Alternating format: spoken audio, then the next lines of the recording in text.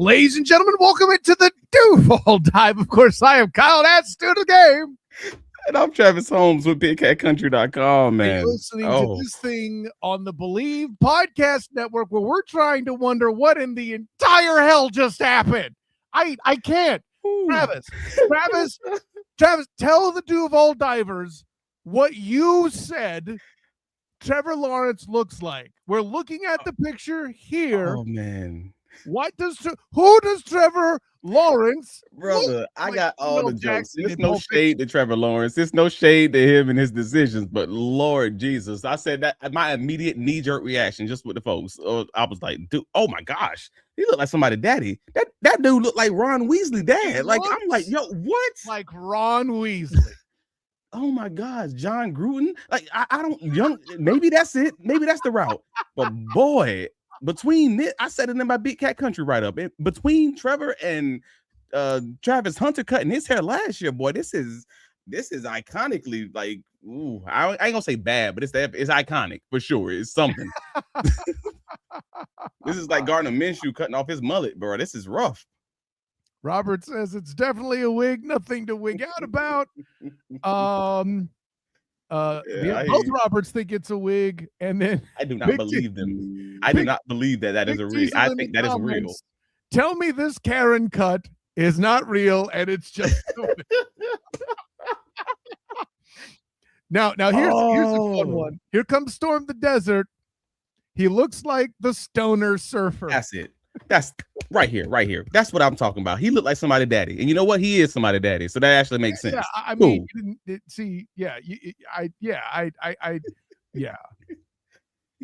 So, anyways, but yeah, schedule release day. Happy schedule release. Everyone who celebrates. Yeah, that's right. What just happened? Okay. So. With that in mind, yeah, man. Let's go ahead and walk through the proper stuff. Wait.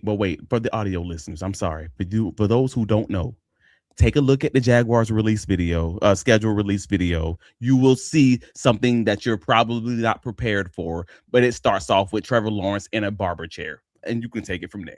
There you go. Storm the Desert in the comments. Dude's gonna have to drop helmet sizes with all the lost hair. All right. That's a takeaway, I guess. Cool. Of course, there are some takeaways to be had. Good Lord, I didn't mean to show it again. There are some takeaways to be had as Travis T. Holmes has an article about the release on BigCatCountry.com. So make sure you check that out. Jaguars 2026 schedule and the respect that finally came. I'm already curious, and I'm sure we'll touch on some element of that. And of course, absolutely, there's some there with all of that. And I guess obviously we got the schedule. We don't have to bear the lead. Like, for those who you're here to find out about the schedule, that's fine. Like, we know generally basically everything but the last two games, the last two against Washington Commanders and the Indianapolis Colts, as far as the dates and the time. So if you need to book your reservations or your flights or whatever, hopefully they don't get canceled, oil and all that stuff. But yeah, if you need to make your reservations, handle that because you now have the dates. But as far as the early dates are concerned, you have your preseason 3 games against the New Orleans Saints on the road, against the Carolina Panthers and the Tampa Bay Buccaneers at home.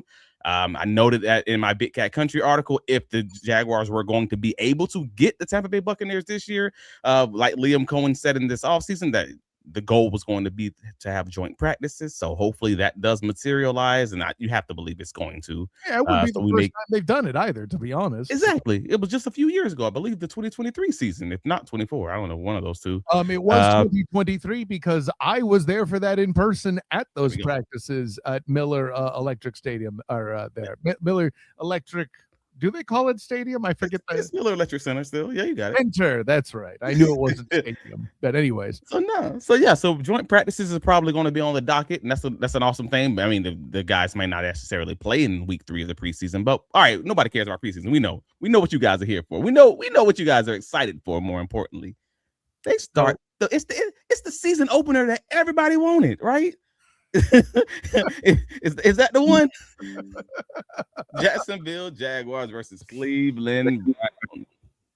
Oh, what? I need your knee-jerk reaction, your immediate reaction before you even think about anything else. Where's your mind immediately? Travis Hunter gonna get at least 2 picks. All right, yeah, it's the I always got jokes. I think in terms of jokes, bro. So my mind immediately was like, ooh, this is the wide receiver cornerback matchup that we've been waiting for. Tyson Campbell reunion game. Hey, so he's going to get a pick and a touchdown over Tyson Campbell. I see you. Okay. No. I'm joking. I'm halfway kidding. But no, it's going to be an interesting look at that Todd Monken Cleveland Browns offense, and whatever they end up doing on defense. And we'll get an early look at who, quote unquote, won the Travis Hunter trade. That's going to be floating around all throughout the narratives, all throughout the national media. That's going to be the kind of conversation. We'll see what the defensive line is doing for Cleveland versus the Jaguars offensive line. You're going to see what Travis Hunter's doing at cornerback and or wide receiver. So that's going to kind of probably be the real thing. But also thought it was interesting. I don't know if you guys gamble or not. If that's not your thing, please don't listen to me. And if that is your thing, you just should probably know that the Jaguars opened at 7.5-point favorites already against the Cleveland Browns. Wow. So that's an interesting, if you want to get in early, that's maybe a conversation you want to have. I don't know. It's fun. Again, you got the over under at 39.5 points, as you can probably assume, because, it's the Browns against the Jaguars, and they probably think the Jaguars are going to win by a lot and then kind of rest the stars in the fourth quarter. So we'll see what happens there. Yeah, not too much more to add than that. Oh dear, the schedule's already gone for us to continue referencing it. Okay. I'll bring that right back up, sir. My apologies. Yeah, that's on me. That is. We might need to talk a little bit about this to keep it rolling. Yeah. Makes sense. So, opening obviously with the Cleveland Browns. The first how is it? I always remind my family that the NFL season starts in September. It's the first Thursday after Labor Day every year, right? So Thursday the 10th, and then Sunday the 13th, the Jags start their season hosting the Cleveland Browns, and then the next week, a rematch game that everybody would be looking forward to. I know it's going to be a fun one regardless. At Denver in the Mile High, September 20th for the Jags, followed by hosting the New England Patriots. So really, off the bat, you're hitting a bunch of different things within some major AFC action there, right? Yep. The Bengals are next up. I see something in the comments in particular to that Bengals game that I want to address that I happen to mark. Big Diesel says, I'd rather have the Bengals early as they usually struggle early. Sir, you're incorrect. You want the Bengals late because by then Joe Burrow is hurt. Period, point blank, end of story. I'm saying, tell that to the 2025 Jaguars, right? Because they sure as heck didn't win it as much as they might have been struggling. And late in the season, they're always hurt too. So, at the end of the day, you play him when you play him. Like I got to cut in here with PJ because he gave us a super chat, and he's you know what? He's it's a spoiler alert, but Monday night, the Steeler game, catch y'all in Jacksonville, says PJ Brown. Gonna smoke the Steelers. And listen, I know PJ Brown's one of those Jags fans that knows about this, shall we say, classic rivalry, as I like to call it. Some of you new cats may not know it. And at the end of the day, for my opinion, if you're listening to this show, if you're a member of the Duval Dive, you understand that we all hate that team in Tennessee, air quotes. I mean, I do because I'm supposed to. This is a Jaguar show. I appreciate it, and I don't want to get, I don't want to be beat up like somebody had said, bleep everybody in the club, as Cat Williams would say it, right? So all that to say,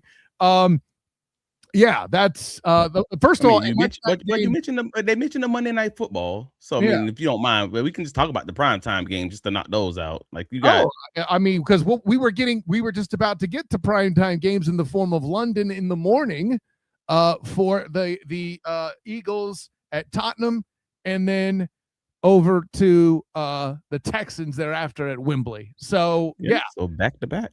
I mean, and we already talked about that on yesterday's Duval Dive. It's so crazy to have back Duval Dives in back-to-back days, but it's the offseason, man. Things get a little wonky. Yeah, and the fact that the Jaguars have 3 official primetime games, but technically 5 standalone games this season. So when I say the respect has finally come, if you're talking about the media, Sunday I got you. No, I got you right here. Right here. There we go. That's a snippet from my Big Cat Country article that I researched for days. So I'm telling you guys, take a look at the Big Cat Country article. There's so many nuggets in there that you're gonna probably go crazy. But yeah, you got Monday Night Football against the Steelers at home. You got Thursday Night Football against the Ravens on the road. You got Christmas weekend, following Christmas, obviously 2 days after Christmas. Sunday Night Football against the Cowboys on the road. And then you get the back-to-back games played in London, both home games. So you got 5 standalone games where you are the only ticket in town. 3 of them officially primetime. If you don't want to call London primetime, fine. But that's what I mean when I'm at the end of the day, that's crazy. Time. Sorry, champion, but I hear you. Standalone is fine. Standalone works, but primetime, 3 or 5? At the end of the day, they had 1 last season, dude. That was the Kansas City Chiefs Monday Night Football game. Now they got 3. Yeah. When I say the respect has come, the eyes are continuing to come to Jacksonville. That also is going to mean the stupid takes are going to probably continue because we keep seeing that. Let me remain cautiously optimistic, Travis. Here's what I'll say about that, right? Maybe because this is happening, the national media will have to start watching the Jacksonville Jaguars. Maybe that's a thing. Well, that's actually not. You might be on to something because they stopped watching the Jaguars after the week 2 loss against Cincinnati. I think that's when they stopped watching the Jaguars, like in reality. If they ever were, let's be real. Well, yeah. Because then I think the Jaguars got hot. They won the Kansas City Chiefs game, but at that point, then they got blown out, beat down. I'll say. Well, even before the Chiefs game, they beat the Niners too. Like if they weren't paying attention after the Niners game, that's on them. Right. It was the loss against right before the bye week. It was the loss against the Rams and the Seahawks. And that was like, I guess they're not competitors. And they stopped watching. And then they went on their run after the fact. So I think that was what it was. But now people are going to be watching early in the season, but they're still going to have to get through that quote unquote rough stretch. And I say rough stretch, but we'll get into that. No, we'll get into what if that's a rough stretch or as rough as people are talking about it being, because the Jaguars fan bases I've talked to and all the group chats and all the Discords and everything else that I'm in, folks crashed out a little bit. Folks feeling a little I guess in their emotions about what this schedule is. And I'm like, we've already known the opponents for a long time. But folks even yesterday was pissed off, PO'd. About the fact that the Jaguars allowed the Houston Texans game to not be protected. They allowed it to be played in London. And I'm looking at the schedule and I'm just sitting there like, dude, looking at the options that are available. They had 8 home games available. Pittsburgh Steelers, Philadelphia Eagles, New England Patriots, Houston Texans, Indianapolis Colts, Washington Commanders, Tennessee Titans, and Cleveland Browns. They could only protect 2 of those games. They had to make a choice.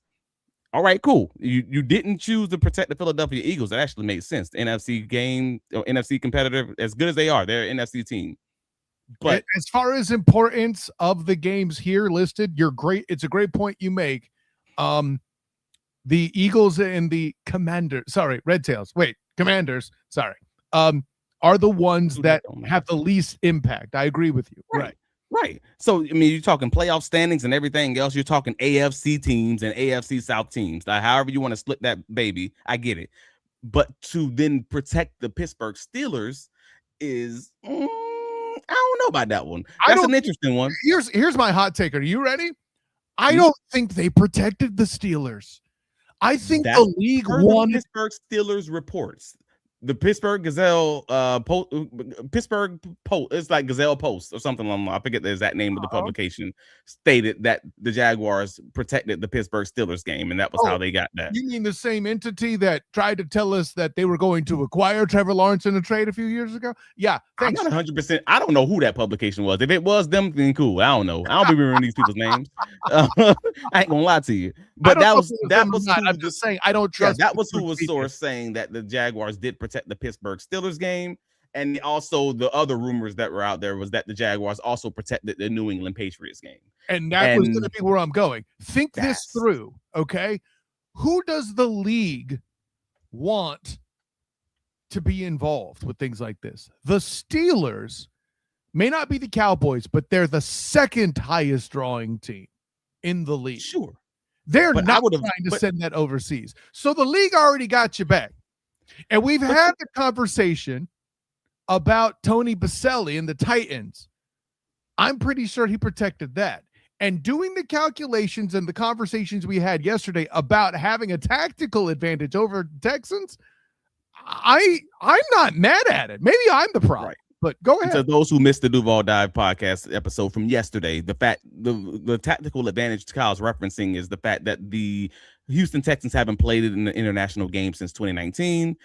So they're basically 7 years out since their last international game, and they're only 1-1 in the history of their franchise internationally. So you can make the argument there that, I mean, Houston they don't know the recipe. They don't know the process to make these things happen. As far as that's concerned, it could be a foreign process to them, basically. So why not allow that to be at risk? Because again, it's not a guarantee that you're going to lose that game. I mean, heck, they didn't lose the Indianapolis Colts game, even though they obviously didn't protect that. And I'm shocked at that one, honestly, because I thought they would have protected the Colts game and the Texans game to win the AFC South. But there's another argument to be made that you protect. All right, cool. You want to protect the New England Patriots because they're a Super Bowl contending team. You ain't gonna hear me arguing with that. That makes sense. Hey, well, however you want to categorize it, they got there. What about the fact that history dictates that in the warmer weather games earlier in the year was when they had most of their struggles? Now, granted, that's not the same franchise historically where that's happened as this one is by any stretch of the imagination. But there's something special about having the defending AFC champions in your house. Facts. No, that's facts. Now you're not wrong. And again, that's the AFC. That's still a tiebreaker kind of conversation. You want to make sure you are able to get one of those playoff spots, whether or not you win the AFC South or whether or not you're in the wild card conversation. You're going to need those AFC wins. I understand that. I'm not arguing with that. It was the whole Pittsburgh thing, but the fact that the Pittsburgh Steelers were also an AFC Central rival of the Jaguars for years probably got something to do with that. And they are a big draw, yes, but the Jaguars also have a 43,000 attendance stadium, and they only get 60% of the revenue. The math matches up either way. So that's the piece that I just thought was real interesting. But I mean, we're already talking about the Steelers. Go ahead. Can I drop one hot take? And I don't even know that I think this is true. I might be saying it for hot take's sake because I don't normally have hot takes. I really don't. But I can't get this out of my head, so I want to say it out loud, and maybe you'll mock the bejesus out of me. And if you do, champion, that's okay. We family like that. You allowed. Completely. Totally. All right. What if this front office just doesn't respect the Texans that much? I would love it. I would love it. I would love it if it's true, but I don't know that that could be the case. They could overestimate who the Patriots are because they simply haven't played them to know how to feel about them other than what you see on tape. Mm-hmm. It could be as simple as that too. Also, like they're an unknown, so I need them in my stadium. I played the Texans a few times. At least I know who they are, generally speaking. An unknown is better than a known. A known unknown, I guess. I think I said it right. I don't know, but yeah. The lesser evil is the team you've played before. Correct. But we're talking about the fact that we're talking about playoffs. We're talking about the AFC South Championship. We're talking about the potential of having a wild card spot when you're looking at your roster and your schedule and everything else. And the road to the playoffs is going to come through these common opponents because that's the third tiebreaker. We talked about that at the end of last season so freaking much, talking about seeding and everything else. And that makes me understand the offseason a little bit more. And I never thought I would be talking about a freaking schedule release and talking about, oh, this is why y'all did this. Because we knew the opponents. We just didn't know the order of the schedule, right? Like the opponents have been known since the end of the season. So we got the confirmation. You got the Ravens, the Steelers, the Browns, the Bengals, Eagles, Cowboys, Giants, and Commanders, plus all the AFC South teams, basically, right?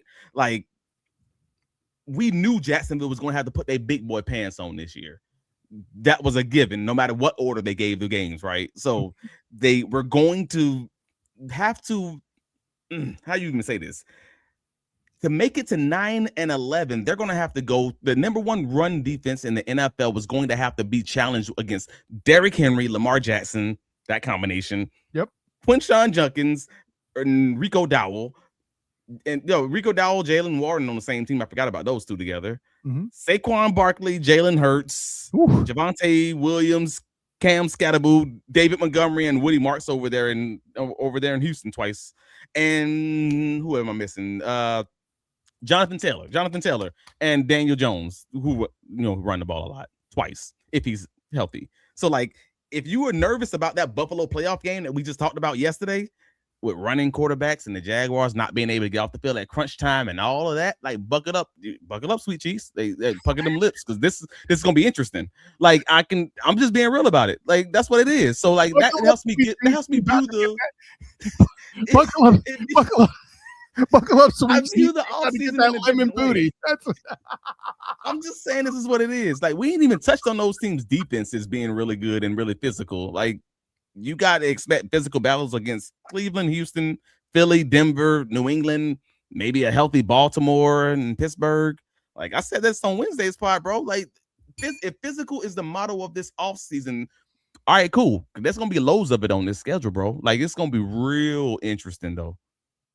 Yeah, I know, and I get it. I feel like I really like what you said there, by the way. I feel like this protecting and non-protecting thing was done precisely according to plan. Put me in the in-stones they trust category. For sure. So yeah, I'll leave that with that. Stones we trust. I got you. Oh well, yeah. There you go. Somebody in the comments, Robert Lamison. It was a radio station person with BTJ rumors. Well, first of all, Rob, like that was all over the place. It may have come from a radio thing first. I won't doubt that, but I'm more referring to Trevor Lawrence trade rumors. If I remember correctly, that came in print before it came anywhere else. Oh, I don't recall. I ain't gonna lie to you. Now, granted, it may not have been the Pittsburgh Post, such as you mentioned it.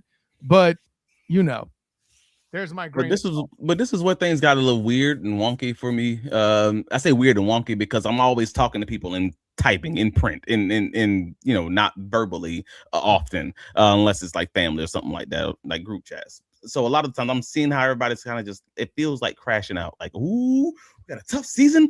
Oh, we got to be ready for it, and all of the emotion that goes with that, right?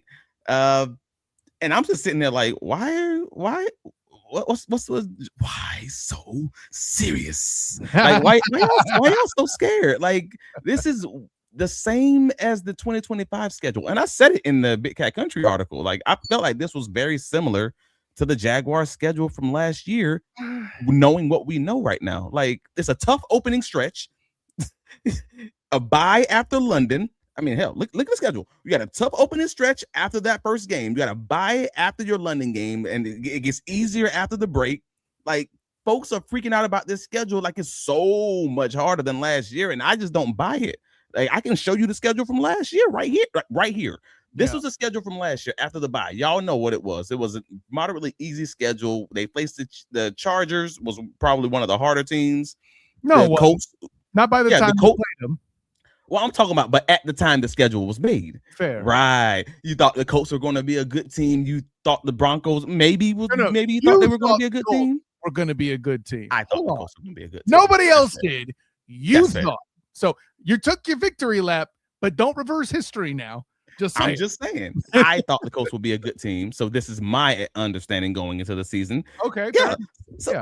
So then they face all these guys. And I'm like, all right, cool. That's basically the same thing. But if you want to go back to the first half of the season, we all thought it had a murderous row of 6 games straight after opening against an easy Carolina Panthers. We all thought that going into the season. Everybody was in the street saying, I hope they can just make it to, winning 3 or 4 games in that time frame. They'll be in a really good situation, even if they win 2 games. Y'all said these things. We heard them. We had these conversations. Don't be lying about it now. So all I'm saying is, why are we acting now? Because we're in the emotion. We got these 2025, thoughts, but we're using them in 2026. Like, we got these elevated emotions, I guess I'll say. The 2026 Ravens. Yeah. the Bears and the Pittsburgh Steelers, who don't even got a quarterback currently on their roster, I believe, like a starting quarterback, like Aaron Rodgers still ain't practicing. We acting like that. Those three teams are so much better or so much different than last year's Broncos and Chargers going into the season. It's the same schedule, bro. That's what I'm just saying. Like, I don't know why folks like freaking out. If you thought last year was great, cool. You probably gonna feel fine about this season. If you thought last year was suspect or whatever else, cool. Then maybe you might be a little stressed today. I understand that too, but I just think folks are going a little crazy just because it's a tough, murderous role. Exactly how it looked last year. So I'm gonna say this because there's so much merit to what you're saying. Let me be clear about that. Okay. I thought they would go. I believe I thought they would win the first two games and then struggle, which they did. Yes. Okay. So good. I'm glad you remember me remembering what I remembered correctly. Yeah. Here's what I think is different about. Oh, snap. That ain't it. Oh, you did it again, Travis. Which one you need? You need this schedule? I need that one. Yeah, there we go. Okay. Oh, no. Okay. Good. Fair enough. I feel like, follow me on this. I feel like the open to the season gets harder faster. Pause. Because after the Browns, the Broncos are a legit team. The Patriots, I know that they're overrated as hell, but they are the defending AFC champions. Sure. The Bengals, I believe, got better compared to last year, slightly at least, and healthier at least, and healthier. You know, that's kind of where I'm now. Granted, hey, it's week 4 instead of 2, so maybe Joey Burrow will be hurt already. You never know. And then the London games didn't decrease any of the difficulty at this point, right? Oh, sure. That's fair. They got 2 difficult games in London, and they were both home field games. But after the bye, to your point, there's a steep decline. I'm going to say something I don't normally say. I'm less scared of the Ravens than I have been in a long time. I think John Harbaugh was a big part of that. Okay. However, and here's the reason why the Duval Dive is right to be at least a little worried about the Ravens. They're good enough to take advantage of a short week. And that, granted, it's after the bye, but playing November 1st and then you got the short week against the Ravens, that's a little rough. Now, granted, the Duval Dive everywhere will love you have 10 days to prepare to whoop up on the Titans, but sure. Okay, cool. But closing out the season, to your point, feels a lot easier this season. Yes, I have no respect for the Steelers right now. I don't think you shouldn't. This is Mike McCarthy. This the other Mike. This ain't black Mike. This white Mike. This is a different Mike that's leading the Steelers right now. And they only got no quarterback. I don't know what to think about that team. No, I understand. So I say all the above to say the reason why you're seeing more emotion, Travis, is because the highs in the difficulty are higher and the lows in the difficulty, I believe, are lower. So if you thought, I just feel like there's no need to freak out because you said it. You think it got harder quicker. I don't even know if I agree with that. Like you got right now, Cleveland, Denver, New England, Cincinnati, Philadelphia, and Houston, and your first 6 games. And last year, it was the bye was a week difference, but you had Carolina, Cincinnati, Houston, San Francisco, Kansas City, Seattle, Los Angeles, the Rams. And your 6 and 7 back-to-back is a lot harder. I agree with that. What I'm telling you is you're going to try to tell me I'm supposed to be as scared of the Bengals in week 2 last year as I am at going to Mile High to the Broncos in week 2. Sure, but it's also the Mile High. You're going into Mile High in week 2 of the team that you went into Mile High late in the season and already kind of just No. See, now you worked them a little bit. You're using the benefit of hindsight, which is cool. Because that's what we do going into a season. We're judging the team based on the previous season, just like we did last year's schedule going into the season. Fair. We judge those teams early on based on what they did the previous season. That's how this works. But to your point that you've made many times here on the Duval Dive already, they got another year of film. That's fair. That's facts. And this is where Anthony Campanelli and this is where Liam Cohen have to earn their stripes. It's not to say that they haven't done it. It's to say they're going to be challenged to do it at another level because folks earlier in the season did not understand what the Jacksonville iteration of Liam Cohen's offense was going to look like, specifically using that Jacksonville personnel. It's no different than folks didn't know what to expect from Anthony Campanelli's defense because they hadn't seen it. And it was a mixture of multiple defenses. I'm not disagreeing with you there. I even said it after the Kansas City Chiefs game that they caught the Chiefs off guard, and you could see it on the film that the Chiefs did not know what to do with Trevor Lawrence's scrambling ability that week. The Seahawks understood it. They understood the assignment the next week, and we talked about it on that Duval dive that following week. I was like, no, the Jaguars got away with that one. Because that's what happens earlier in the season. Normally, these teams you can get away with stuff because folks don't know what's coming. But if they understand your offense, Devin Lloyd the respect of picking off Patrick Lavon Mahomes II. I mean, can we please give the defense some flowers? Absolutely, the defense deserves their flowers. They tricked him because he hadn't seen it very much on film as far as that popping out from that A gap and everything else. I understand it. And that's another part of it. The beep. Yeah, no, I get it. That's another part of it, right? Because they hadn't seen it because they only got 6-game sample size to kind of study, or 5-game at the point sample size to study to try to get tendencies and all of these things. Now they have a whole season. And the Jaguars are going to have to show us something different, which I'm really looking forward to talking to Bucky about. If I believe Friday next week. We pull it off next week. That's right, because he did say he would reschedule with us. So that lined up. I just think no need to freak out, Duval. And again, I've talked to y'all. I've seen the comments. I've seen the tweets. Y'all absolutely freaking out there. Yes, the schedule's absolutely harder on paper, but by like 1 game, maybe. And that's a maybe if the folks aren't injured in the second half of the season. It's not so different than last year outside of maybe the Colts injury situation. If you were to put it 1-to-1 side by side, I said a lot of this in my Big Cat Country article. And again, take a look at it. I got so many nuggets of good information there. Just check the article out. I don't know if you can't read, click the link. At least go there. But we don't know the link. That's right. I think folks just got to vibe. Just vibe. It's last year's schedule all over again. Stop crashing out. We're going to be all right.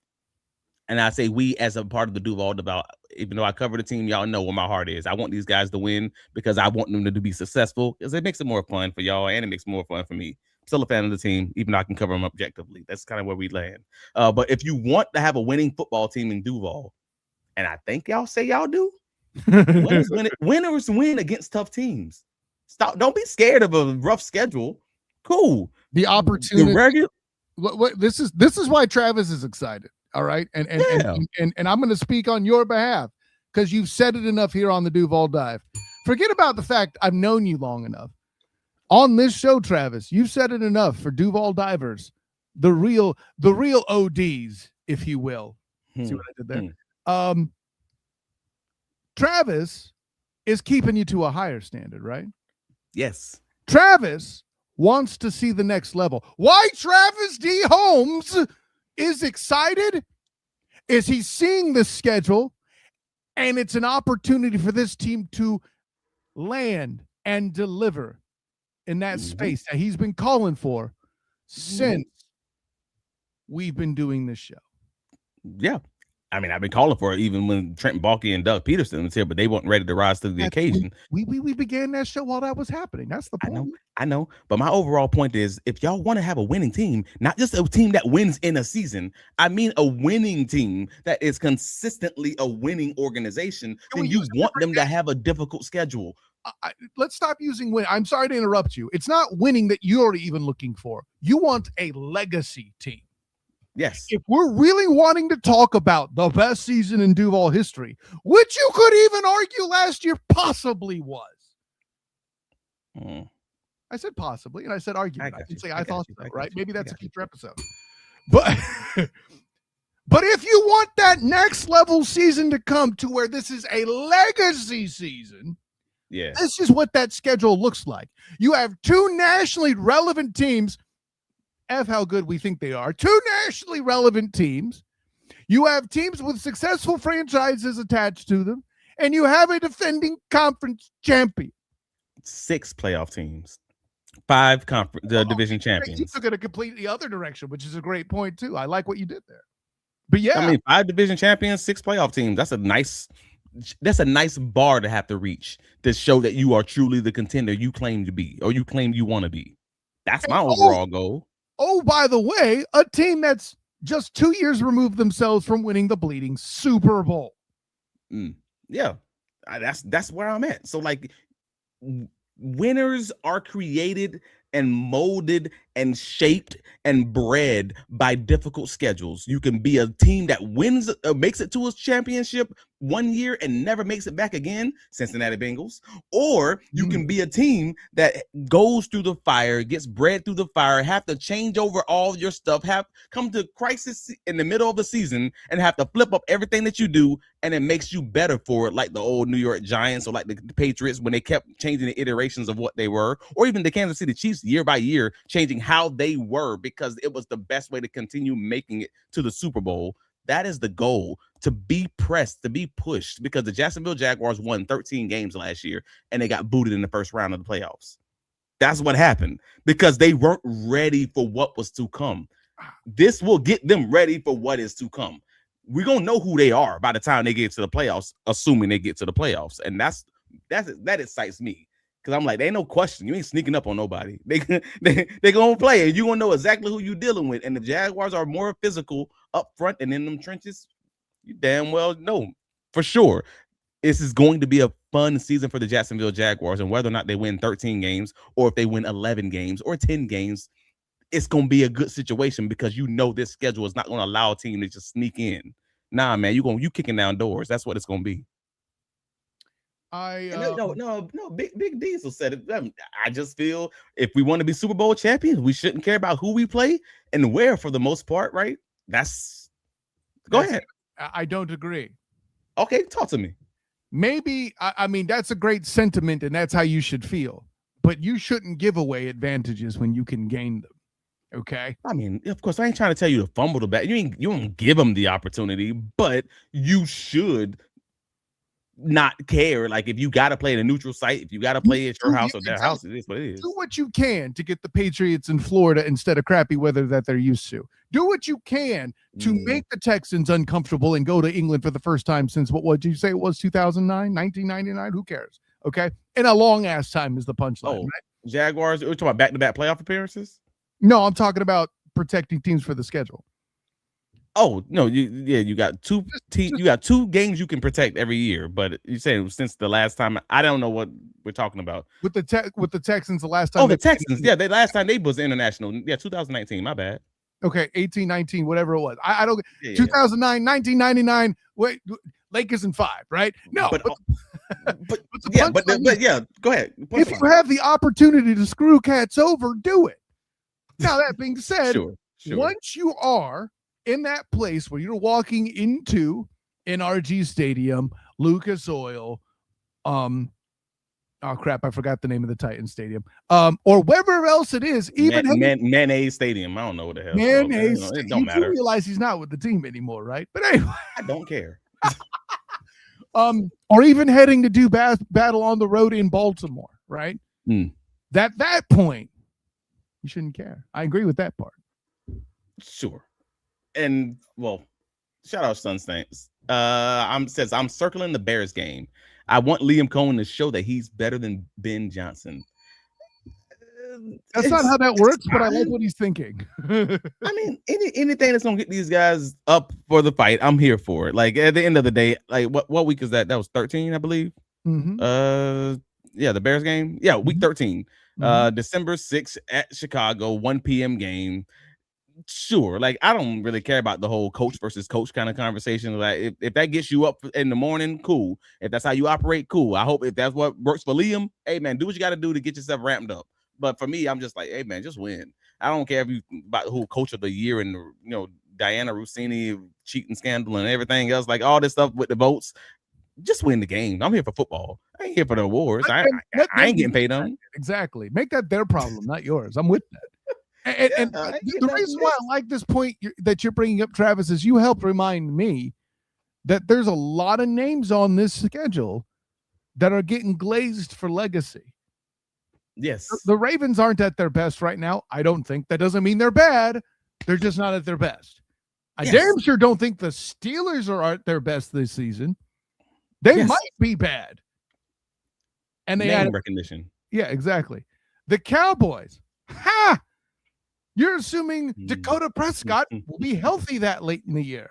I know the Nets betting on that with it being Sunday, but if he's not, that's a game that's going to be flexed. Here's what, PJ Brown, can you bet that game's going to get flexed when Dakota gets hurt? Do it and split the winnings with me, okay? Maybe that'll be our Sunday conversation, talking about the games, all the different betting options and things that's out there. I think that'll be a good conversation. We'll text it'll be great. Yeah, that should be an interesting one. But no, I mean overall, like we got a few more comments. I wanted to at least let these dudes get their takes off. Like we didn't get into social alchemy, I don't believe. Yeah, he said, what's the chance that we can get his because I wanted to go through this. Go ahead. Yeah, what's the chance that we can get dual practices for all 3 preseason games, which means we'll see no starters doing the actual games? That seems like a tall task. You might get 2. I saw a few teams do 2 of them last year. Like I believe it was the Dolphins was one of them. All 3 games feels like a lot. I don't think that's probably possible. Is that even allowed? Like, I mean, I don't know. There's no rule that says they couldn't. I just don't think it's likely going to happen. Is my point. But because the other team has to play ball, you know. Yeah, that's all. Yeah, that kind of scheduling and figuring all of that out is going to be interesting. But yeah, Storm the Desert says, let's not forget that Trevor wasn't able to throw at all during the offseason last year. OTAs last year was his first time in 6 months he'd thrown the ball. I wonder if they get off to a better start. I dig Storm for bringing that up because I kind of did forget about it. I'll be honest. I mean, that's talking more about the mechanics, which I don't think Trevor's mechanics were a real big issue. If anything, I think his knowledge of the offense was the biggest piece of it, and the receiver group at the same time. There you go. The receiver group's the big one for me. It's the chemistry piece that I think matters here.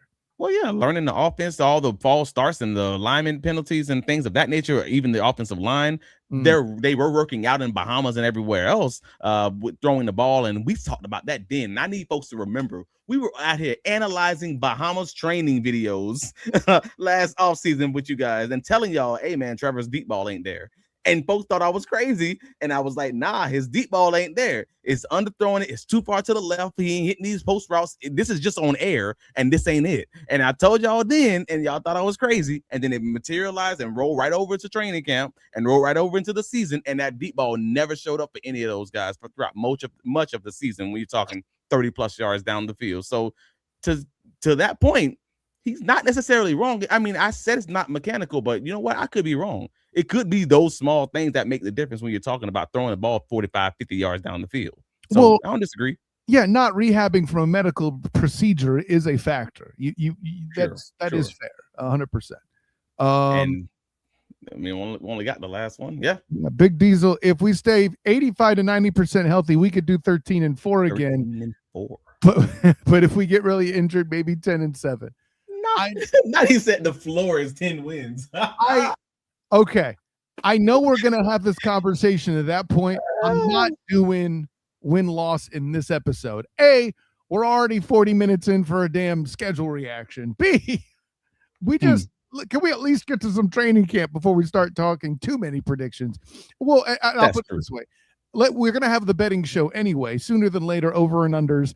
If they haven't already been released, will come out. We could talk about those at that juncture. Right. And we'll do that. And again, maybe we can do that on Sunday. But for the most part, I think we're in a good spot. This is a good. We're 43 minutes in on a schedule release. Great stuff. The Jaguars are going to end the season on an easier schedule or easier section of the schedule, just like last year. And they're going to have a murderous road to start it off. We know that's what it's going to be, and hopefully y'all be all right with that, because again, if they win, just like I said last year, if they win 3 games in those first 6, will y'all be crashing out, or will y'all just understand that, hey, there's still a 7-game span after the bye week against the Indianapolis Colts, the Baltimore Ravens, who we don't know what they're going to be, Tennessee Titans, New York Giants, Titans again, Chicago Bears, and then the Steelers, where you could easily just make that up. Like, so there's not a time that you should necessarily freak out, though I know fans are fanatic, they're probably going to freak out. I mean, this is what's going to happen if it happens. And then you end the season against the Washington Commanders and the Dallas Cowboys and the Indianapolis Colts. Like that, even looking at the last 5 games, Steelers, Texans, Cowboys, Commanders, Colts, that ain't crazy rough. Like, that's not rough at all. That's just regular NFL games. I can argue the Texans is the strongest game right now on paper. And you might not be wrong. Like, yeah, you probably ain't wrong. So at the end of the day, even those last 5 games, you have a reasonable shot at like seriously going 4-1, 5-0. Man, don't crash out. This is the normal NFL schedule, and it's very similar to last year. Like, I don't see it. If y'all want to crash out, I can't stop you, but cool. Daniel Kenny says Gabe Davis looked good in the Bahamas. Yeah. I mean, he was catching balls and stuff like that. I guess that is something. But I mean, I don't know if you got anything else, any other comments you wanted to highlight before we get out of here? No, I think we're good to go, man. I did not expect 45 minutes for a schedule reaction. Neither did Here we are. So with that in mind, champion, give props to the Duval divers here in the comments doing their thing there too. We promised a way too early prediction. Hey, and you'll get it sooner than later. I promise. That's what Sunday's for, partner. That man said way too early is today. So, well, and the other reason why I can't is because, listen, for all you people out there, I'm set to, in about 15 minutes or so, interview Tavante Beckett of the Orlando Storm on the Storm Surge podcast. So I do have to jump and handle that. With that being said, Travis, where can you be found? Well, I mean, yeah, of course, bigcatcountry.com. Again, even if you can't read, you read it to your children tonight as their bedtime story. Bigcatcountry.com. Check out the article discussing the Jaguars schedule and all the different nuggets and intricacies and everything else. I appreciate you. My family, aka my United Negro Fund, would also appreciate it. Thank you very much for that. But also, if you listen to the sound of us on the YouTube side, please click that like button. Please subscribe. Think about becoming a member. Any of pre-recorded episodes, you get early access to those. Normally it can be anywhere from 2 to 3 days. But also you have a lot of extra benefits as far as being a member. Take a look at the YouTube.